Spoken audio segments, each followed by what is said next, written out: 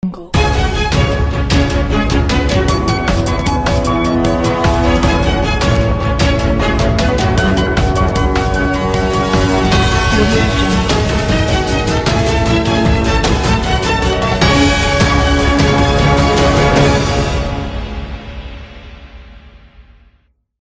téléspectateurs, téléspectatrices, bonjour. Nous vous remercions de nous écouter semaine après semaine. Bienvenue à cette troisième partie de l'émission La haine de Satan envers les disciples de Yahshua.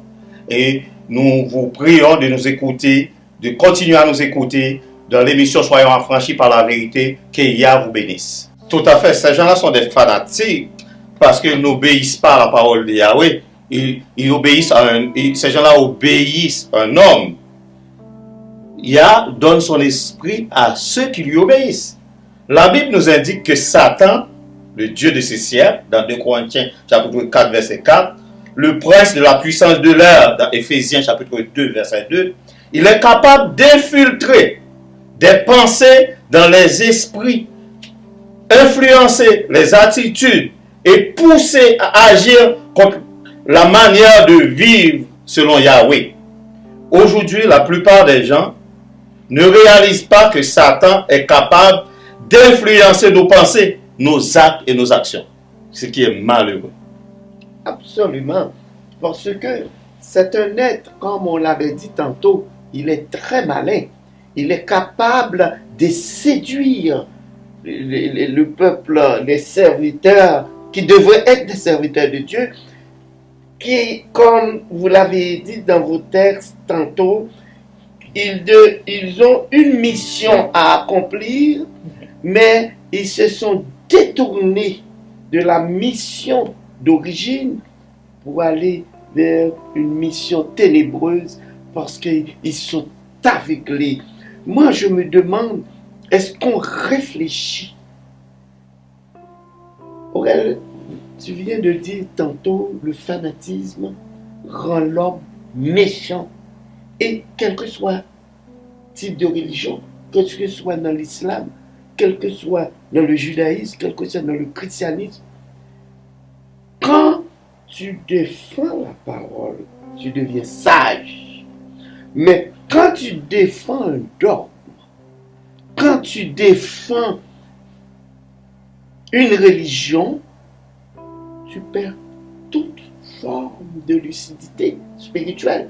Tu vas vers la Bible. C'est pourquoi il faut vraiment espérer de la parole de Dieu. Demander à Dieu vraiment la connaissance de sa parole pour pouvoir nous diriger vers son trône. Est-ce pas vrai? Alors, qu'allons-nous dire comme conseil à ceux qui nous écoutent pour qu'ils ne se laissent pas séduire par les serviteurs de Satan?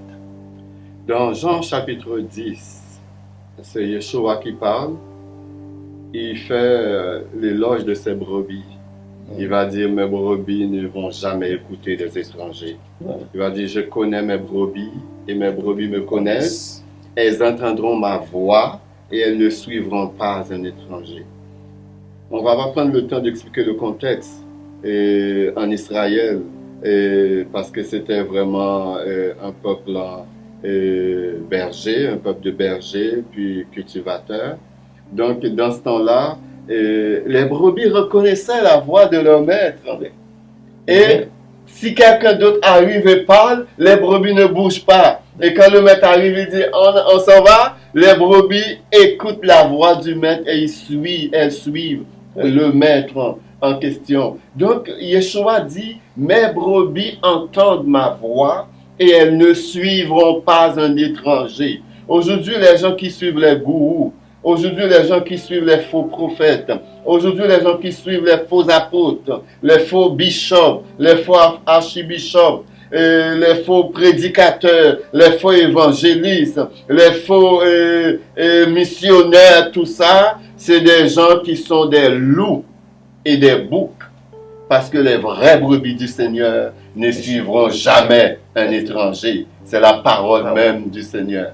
Donc, c'est vraiment de vous assurer, chers téléspectateurs, chères téléspectatrices, que vous faites partie de la bergerie de Yeshua.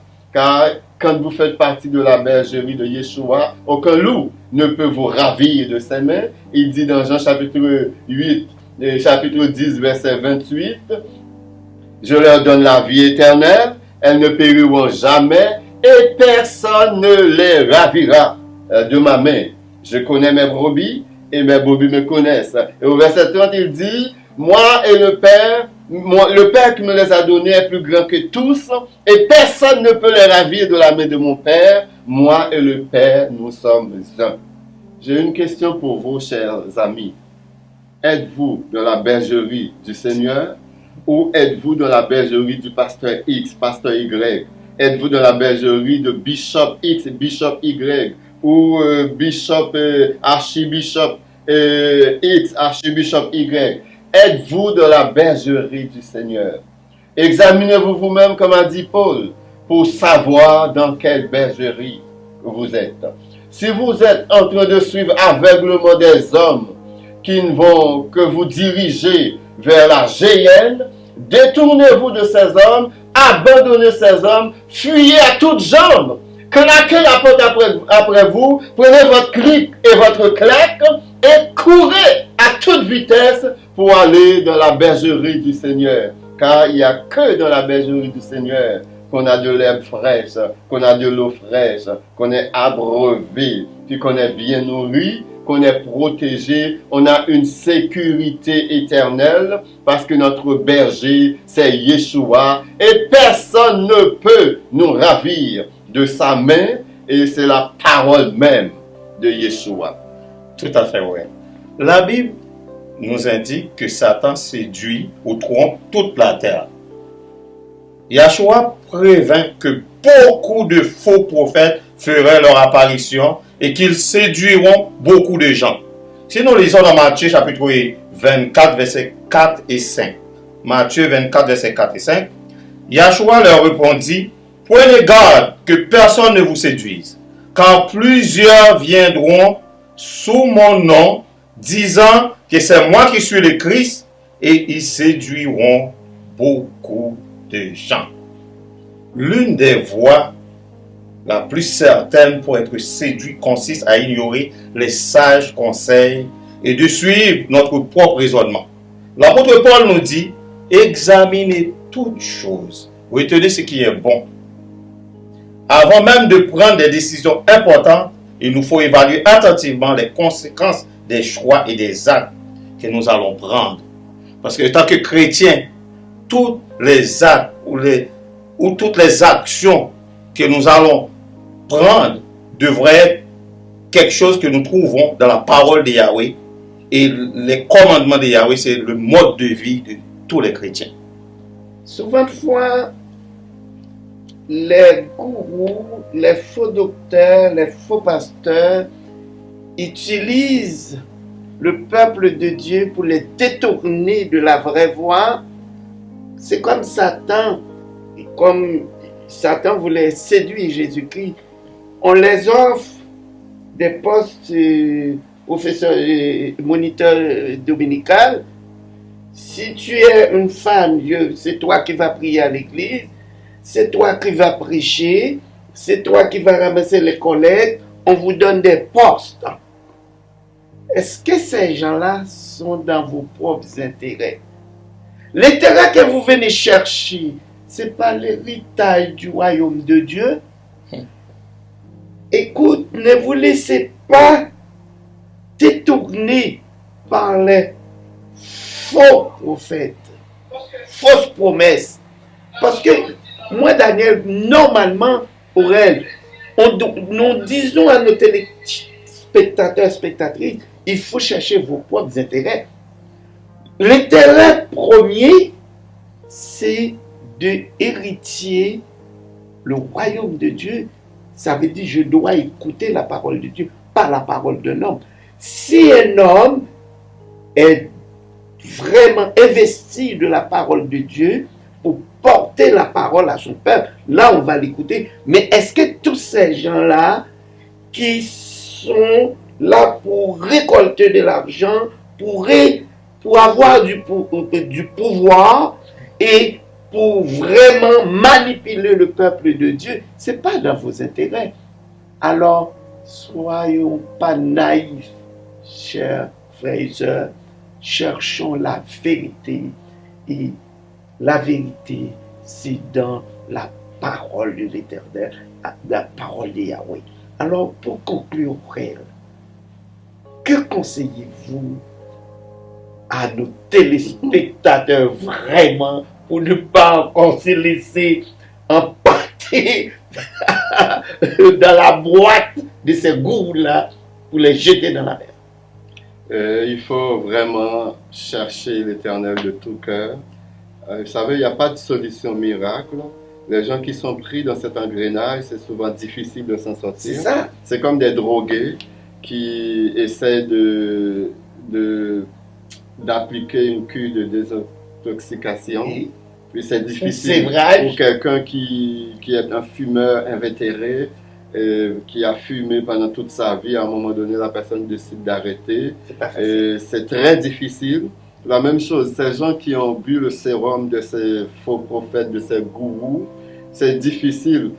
Tu vas leur parler, tu deviens un ennemi à abattre. Absolument. Parce que tu essaies de les arracher et de leur torpeur, de leur sommeil spirituel. Ils sont bien dans leur sommeil spirituel, donc il ne faut pas les déranger dans leur sommeil. Et souvent, la personne qui arrive avec la vérité, cette personne-là devient la personne qui amène le mensonge, la division, qui essaie de détruire, qui dérange. Oui. Et ces gens-là, généralement dans les assemblées, vont être mis de côté. Absolument. Ils vont être ignorés et ils vont être même méprisés. Déranger l'ordre satanique. C'est ça, dans certaines assemblées, parce que les dirigeants souvent sont sous l'égide du malin, sont sous l'égide du prince de ce monde. Yeshua disait à ses disciples, je ne parlerai plus guère avec vous, car le prince de ce monde vient et il n'a rien en moi. Donc ces gens sont souvent sous la domination de Satan. C'est pour cette raison quand vous allez dans ces assemblées, dans ces églises, vous voyez qu'il n'y a absolument aucune préparation pour la relève. Et le pasteur qui est là, c'est après moi c'est le néant, après moi c'est le vide, après moi c'est la confusion, ou c'est mon fils. Oui. Si c'est pas mon fils, il n'y a aucune préparation qui est faite, il n'y a aucun regroupement, aucune organisation, aucun groupe de jeunes pour les préparer pour la relève. Ils sont là pour régner éternellement. Oui. Oui. Les autres, ils ne vont jamais mourir, ils sont là éternellement, ils ont leur trône, ils ont le pouvoir, ils ont l'autorité, ils ont l'argent, ils ont les gens, ils ont les fans à leurs pieds. Donc, ils n'ont pas besoin vraiment de préparer la relève. Mais je vous le dis que le jour viendra où le Seigneur lui-même va choisir des hommes et il va vous écarter vraiment de manière cavalière, parce que vous avez fonctionné de manière cavalière. Donc, il va vraiment... Je suis sûr, l'Éternel a une armée d'hommes et de femmes qu'il est en train de préparer pour cette fin de temps, qu'il est en train de préparer pour les événements de ces derniers temps dans lesquels nous sommes. Il est en train de les préparer. Des gens que peut-être ceux qui on ne compte pas aujourd'hui, peut-être des gens qui sont invisibles aujourd'hui, peut-être des gens qui sont marginalisés aujourd'hui, mais qui forment l'armée du Seigneur, des hommes et des femmes, des jeunes qui vont se lever, qui vont se mettre debout avec le drapeau de Yeshua et qui vont implanter ce drapeau sur tous les territoires usurpés par l'ange déchu, sur tous les territoires qu'il a volés. Nous allons implanter le drapeau de Yeshua pour réclamer tous ces territoires pour Yeshua, afin qu'on puisse crier que ton règne vienne et que ta volonté soit faite sur la terre et dans les cieux. Nous avons vu l'apôtre Paul comme notre exemple, et Yeshua aussi, l'exemple de l'apôtre Paul. L'apôtre Paul, il savait qu'à un moment donné, et ça va être sa fin, mais il a préparé Timothée, qui va le remplacer. Il avait même dit à Timothée, fais attention à ton enseignement, afin qu'après avoir prêché les autres, pour que toi aussi, tu gagnes ta vie éternelle. Pour que toi aussi, tu aies la vie éternelle, Timothée.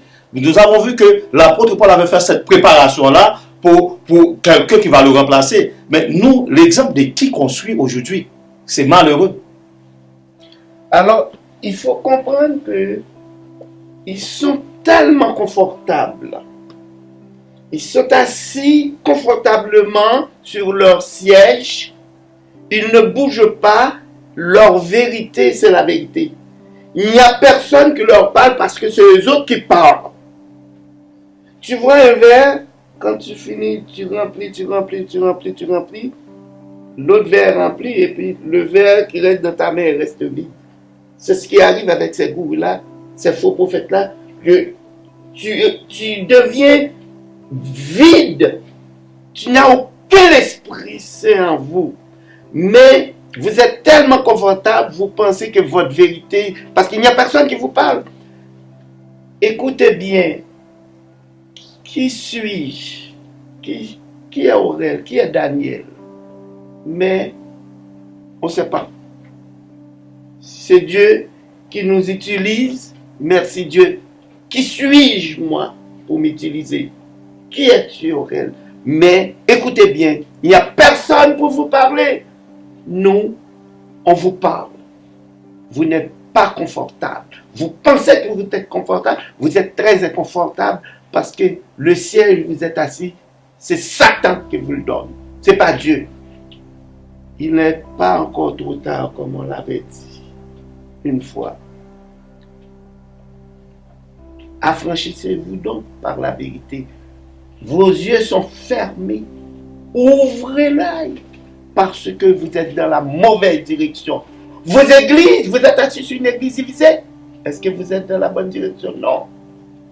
Les fidèles que vous avez, ils sont vraiment dépourvus de la spiritualité, de la parole de Dieu, parce que vous n'avez rien à les offrir. L'on donne ce que l'on a parce que vous n'avez rien. Écoutez donc, mettez de côté l'orgueil, demandez à Dieu une autre direction, parce que on vous parle, nous, on n'avait même pas l'objectif de cette émission-là. Ça arrive comme ça. Parfois, Dieu utilise n'importe qui. Vous voulez faire la sourde oreille, faites-le. Mais Dieu nous utilise pour vous parler. Alors, pour elle, vous avez la parole. Oui, c'est ce que j'étais en train de penser pendant que tu parles. C'est comme, j'ai déjà entendu un prédicateur, un pasteur dire, si vous n'allez pas au ciel, c'est pas ma faute parce que je vous ai prêché toute la vérité. Si vous décidez, pour une raison ou une autre, vous n'êtes pas allé au ciel, vous n'êtes pas monté, c'est pas de ma faute parce que je vous ai prêché la vérité. Or, la Bible dit que aucune parole de l'Éternel ne retourne à lui sans effet. Comment se fait-il que vous prétendez prêcher la vérité?